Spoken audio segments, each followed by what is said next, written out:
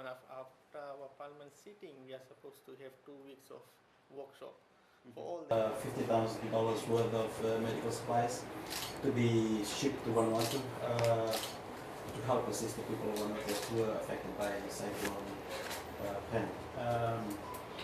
As of now, we have donations that have been packed into containers. We have 7 containers now ready to be shipped, already packed, and will be shipped across through the kind of sister Pacific agencies. In fact, they are loading as we speak. The shipment should be leaving our shores tomorrow, arriving in a couple of days in Vanuatu. But the response from the Fiji community has been overwhelming. The total worth of what we have at the wharf ready for shipment now is around $300,000.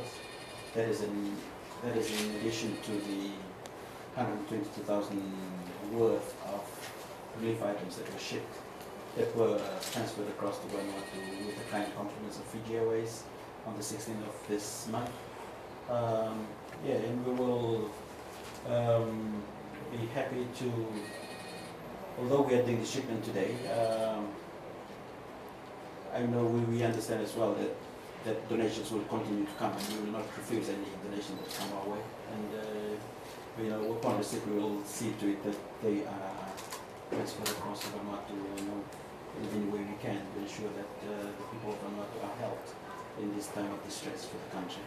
In front that whenever this kind of natural disasters happen in our country or in our neighboring country, our industry will definitely step in and try to help in whatever way possible. Right? Last time I think Budget Pharmacy was the one we donated through mediation, and now it's Pharmatech on board, right? Donating almost 50 to 20,000 worth of medication for our friends across the nation towards the other side in Vanuatu.